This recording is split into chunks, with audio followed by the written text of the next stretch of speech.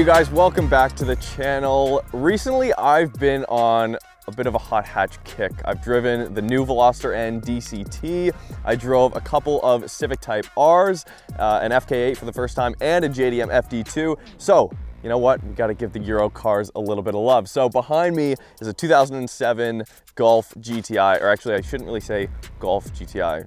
VW people get angry when you do that. But nonetheless, it's a 2-liter turbo, and this one has been extensively modified, and it has more power than a brand new Mark 8 Golf R. Going to the front wheels. So let's get in. We're gonna talk to the owner, Drew, and see what he's done to make it this capable. Let's go for a drive.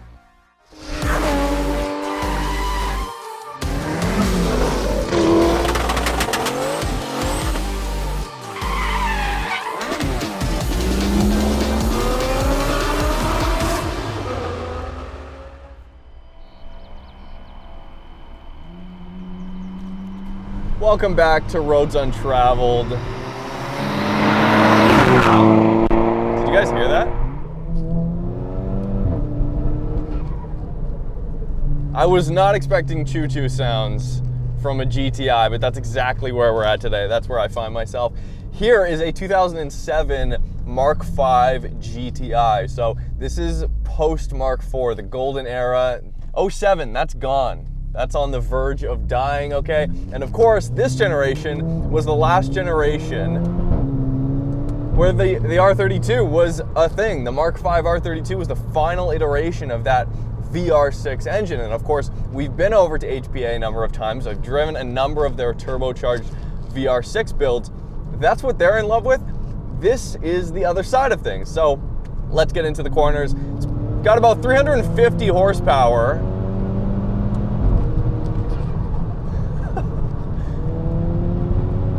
Full throttle, no hands. I probably shouldn't have done that. There is virtually no torque steer here. And full boost. Yeah, there's wheel spin. Doesn't feel like it has an LSD. Tons of rushing air and intake noise. Of course, the turbo sat right against the firewall.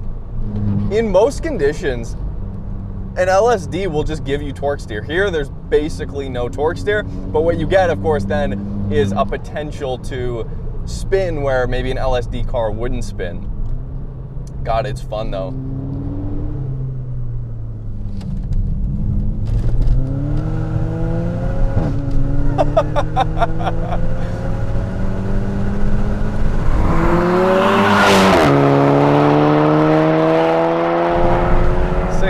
RPM. Oh, wow, that's how fast we're going right now? Okay. All right.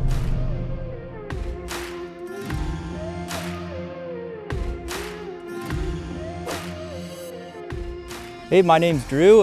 This is my 2007 Volkswagen GTI. I've had it in the family for quite a while, so it's seen quite a few iterations over the years. Yeah, so we picked it up late 2008, so pretty much just after they came out, and it was really sort of the first chance that we started hearing about ECU tunes and how easy it was to make a little bit more power with a little bit of money. So that was kind of what kicked it off. We started with just an APR stage 1 tune. We understood how much these cars had left on the table from the factory because they have to sort of design them for the average common denominator. And if you're good with your cars and you know you have good fuel, you can make quite a bit more power than that. Yeah, I used to have a B5 S4, which was the V6 twin turbo with two of these turbos, the KO3s from the factory that this car came stock with. And that car made a lot of power, and I realized what you could do with just a turbo system. I was going to school at the time, so I wanted to pick up something a little bit newer, more reliable, but still have some fun. So I got a 2015 Fiesta ST. You know, what I liked about that, small 1.8 liter turbo, super, you can drive it like you own it, and that Fiesta around corners tight in the city, it's really flickable. It's a really sort of shorter wheelbase, really light end car. You can really start to play around with the chassis dynamics a lot more. Lift off, oversteer, stuff like that, more e-brake turns. This thing, it's a little bit more stable. It's a little bit more European, actually, is a good way to put it. Where this car would shine over the Fiesta is open up here. We have in Vancouver the Sea to Sky Highway. This thing, where you get it going up onto the high speeds, it's really stable. It hugs the road, and it literally feels like it's on train tracks. Would probably be the best way to describe it.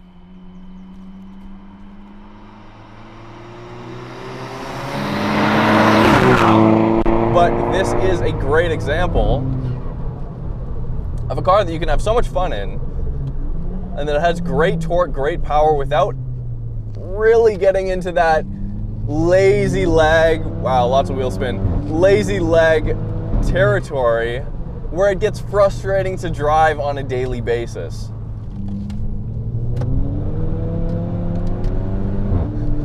So it's got wheel spin, but the wheel spin's somewhat predictable.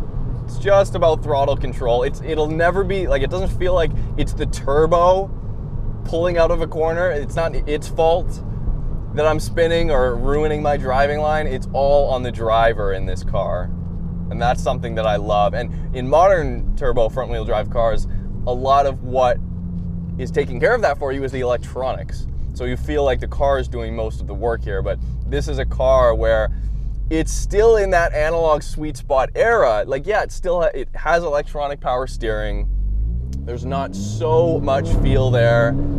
Quick rack, quicker than I would expect, but somehow still manages, once you load up, to actually have quite a bit of feel in the front wheels. But it's not controlled by electronic nannies. Like, when the traction control is off, it's all on you. It's like, hey, I saw you put the turbo in there. You have to deal with now. You have to deal with all of the best parts of that, and you have to deal with the consequences of that as well. All right, let's take it into these corners.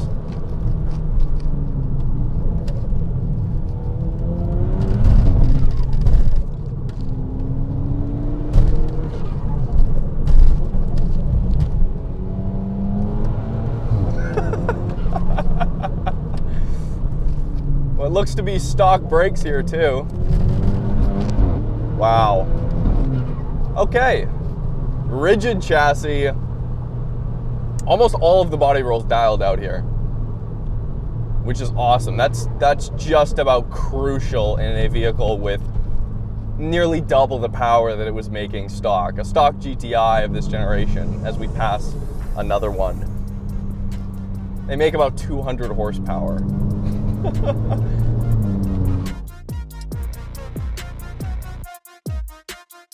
Yeah, it used to come out to Edmonton with me every summer when I used to run heavy equipment. So it's seen some really muddy construction sites. It sees the Sea to Sky Highway a couple times a week as of recently. It's got like 345,000 kilometers on it, and it's been modified for 90-something% of those kilometers. So we just drive it. We just, we use it, and it's a snowplow in the winter up in Whistler because of how low it is. I'm making, spinning snow everywhere, just driving it, just having fun, not worrying too much about it. It's got a full K04 turbo setup from CTS Turbo here, local shop. It's got their full downpipe intake, full exhaust. It's got S3 injectors, R8 coil packs. It's got a cold air intake from CTS as well.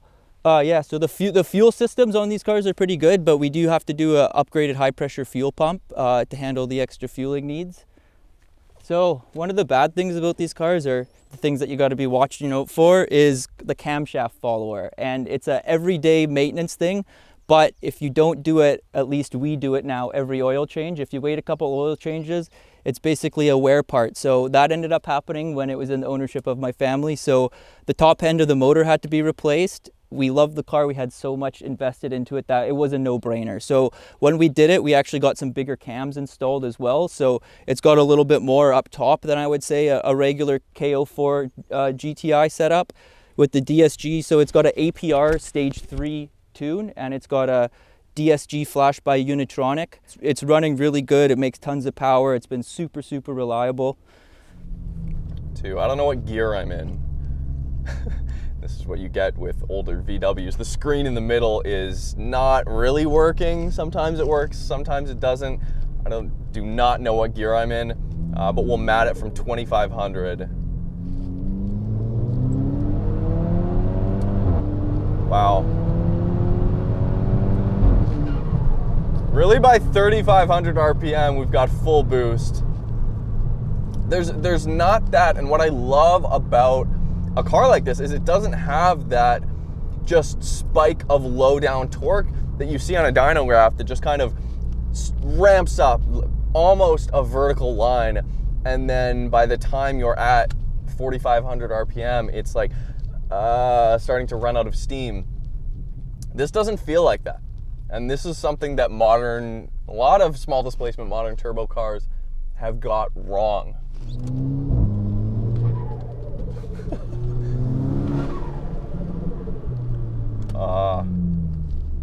Oh wow, incredible turning radius. Oh, I just love GTIs. Wow. I was fully prepared to do a 5-point turn there, but I didn't have to. That's great. And the great thing about this, yeah, it's a 5-door hatchback, but it's still incredibly short. It's got a short wheelbase and it feels chuckable still. It's not to the point of being lazy and lethargic, although it is one of the heavier hot hatches in DSGs. This is one of the first cars to really have a capable DSG. The fact that Drew's running, 350 wheel torque, pound-feet of torque through the factory transmission. This is a problem even still to this day manufacturers have with weak dual clutch gearboxes.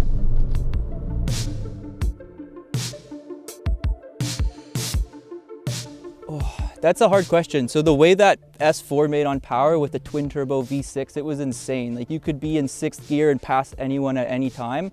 But if you guys know those cars, they are nose heavy. It is a heavy car in the front end. So if you really start to modify your car and have big power, well, you obviously need the brakes and the handling to match. So you can have big power, but then it's starting to be more into the Euro muscle territory with the S4s, whereas, these lighter front wheel drive hatchbacks are a little bit more handling oriented, and you can do a little bit more chassis dynamic work. Basically, yeah, we've done a couple different things. I would say with the suspension stuff, we've tried a lot of different options, playing around just to get it set up so it doesn't understeer really, because again, it is a front wheel drive heavy German car. So that was one of the big things we worked at. So we actually does have front and rear sway bars, which isn't super common. We have played around quite a bit with some aftermarket camber plates as well, caster adjustments. But in the end of the day, some of the times adding extra parts to try to achieve something kind of just adds more problems to the situation. So we found that the stock caster and camber, when the car's lowered, is actually quite good. For coilovers, it's got the KW V1 coilovers, and I've rolled all the fenders and basically have it set up so it doesn't rub. The transmission mounts and everything like that to quiet down sort of the power being put down to the ground really helps calm everything down. I feel like I'm quite a good driver, like double clutch downshifts, heel toe and everything like that. But when these cars were racing each other around town, the DSG is noticeably quicker. But again, if you're going to go for a really big turbo down the line, this probably has about a 450 horsepower top end with the transmission it has. With the manual transmission, you can throw a super big clutch and get up into the 600. So if you want to be able to beat Audi R8s, maybe go with the manual. But if you want to be able to like jab with some M3s on a nice fast road and still keep up around town, the DSG is quite good for the price. Got a stealthy boost gauge on the left here. This is a driver. This thing has been beat up. There's a little bit of rust here. There's a little bit of rust there. Up here in the Pacific Northwest, this car is not shy to drive to Whistler and back multiple times a week. It's kind of a sweet spot in between VR6 generation and the Golf R generation.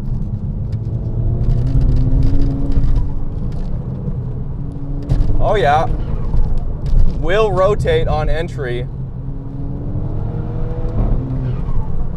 Michelin Pilot 4S is on here too, plenty of grip, super capable, just feels like, one of those cars I can just get in and just drive hard. Thanks guys for watching. This has been Drew's Mk5 GTI turbo build. Great middle ground here. Hopefully you guys enjoyed it. Go hit them up on Instagram. You can follow me on Instagram at Untraveled. Subscribe if you haven't already. You can see what I'm driving on a day-to-day basis, and we're gonna have some exciting stuff coming for you very soon. So thanks again, guys. We'll see you soon.